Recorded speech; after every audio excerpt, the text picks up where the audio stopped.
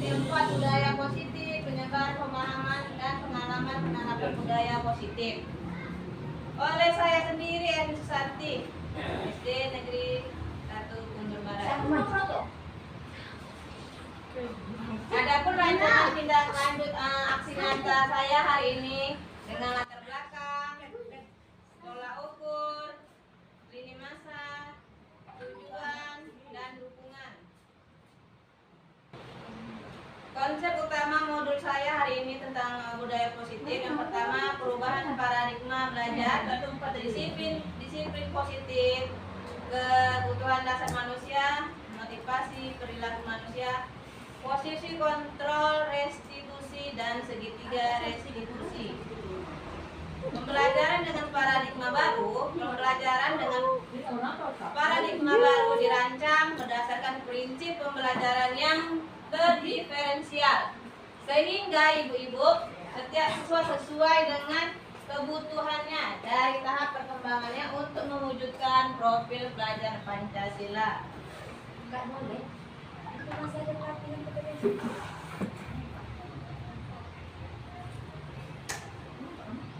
Dan kemudian disiplin positif. Dalam budaya kita, makna disiplin itu dimaknai dengan sesuatu yang dilakukan seseorang untuk mendapatkan kepatuhan, karena cenderung menghubungkan kata disiplin dengan ketidaknyamanan. Di sini ibu-ibu, disiplin positif merupakan salah satu cara penerapan disiplin yang bertujuan untuk menumbuhkan kesadaran serta memberdayakan anak untuk melakukan sesuatu tanpa sogokan, ancaman maupun hukuman. Sebagai pendidik, tujuan kita adalah menciptakan anak yang memiliki disiplin diri sehingga mereka bisa berpergian dan mengacu pada nilai-nilai kebijakan. Adapun ibu-ibu semua, 5 kebutuhan dasar manusia yaitu bertahan hidup, kasih sayang, rasa diterima, penguasaan, kebebasan, dan kesenangan. Motivasi perilaku manusia biasanya menghindari ketidaknyamanan dan hubungan, mendapatkan imbalan atau penghargaan dari orang lain, menghargai nilai kebijakan diri sendiri. Nah, disinilah ibu-ibu konsep identitas disiplin yang gagal, di mana kita biasanya menerapkan hukuman, kita menempatkan posisi kita sebagai posisi penghukum dan posisi pemberi penghargaan. Kemudian, sedangkan identitas disiplin yang sukses, ibu-ibu, kita itu menerapkan yang namanya konsekuensi dan juga restitusi. Karena restitusi, dengan adanya restitusi menyebabkan masalah terpecahkan, murid bertanggung jawab dalam perilakunya, dan murid itu menghormati dirinya dan juga orang lain, mendorong si murid untuk disiplin positif, dan murid memecahkan masalahnya sendiri.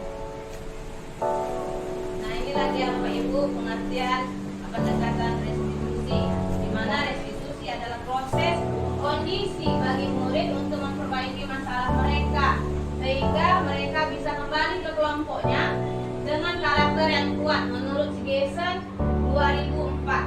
Dengan ciri-ciri restitusi itu dia bukan menebus kesalahannya, dia belajar dari kesalahan, dan dia memperbaiki hubungan tanpa paksaan, dan dia menuntut untuk melihat ke dalam dirinya sehingga menguatkan dan fokus terhadap solusi yang terbentuk. Nah, ini dia ibu-ibu perbedaan yang terjadi di sekolah kita. Kalau biasanya siswa tidak